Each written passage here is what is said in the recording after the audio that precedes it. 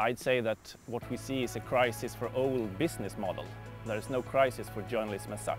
On the contrary, the interest for reporting, for people who have the boots on the ground, who use their feet and not only Google, the interest for that kind of journalism is greater than ever.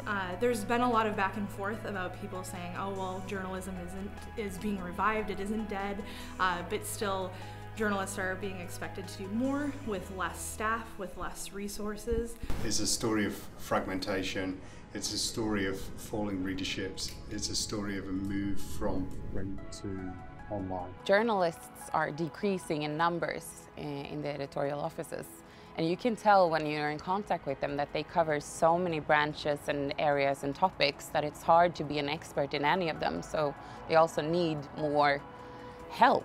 It's the fragmentation of the platforms that we now work across. So it's no longer just traditional channels of television, radio, newspapers. We now work online on websites, we work on YouTube and video platforms. And it used to be principally paid for content, and now that has kind of changed into being paid and owned and earned in so many different ways.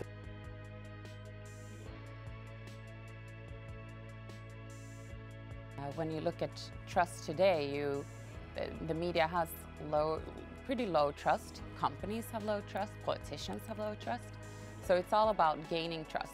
Fake news has always existed. I think we've got ourselves overexcited about the use of fake news.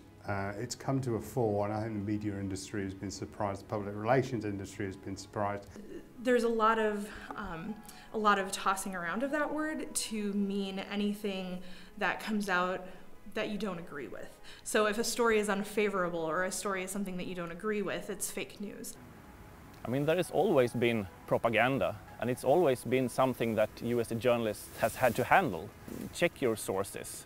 Are they credible? Where does this information come from?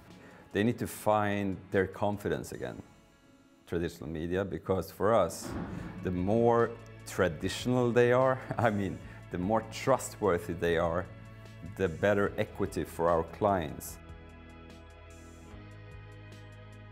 The reporters, I mean, I tell them you should put 50% of your day, you should spend it on Facebook, discussing your articles with the readers.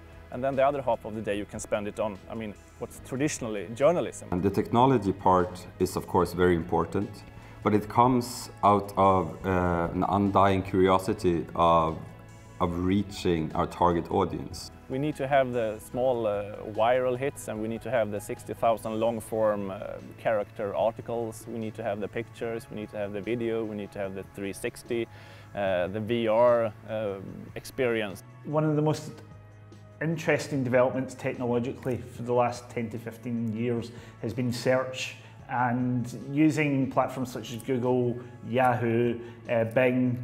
Journalists now have the world at their fingertips. The history of information is all online somewhere. It's just trying to figure out how to find it.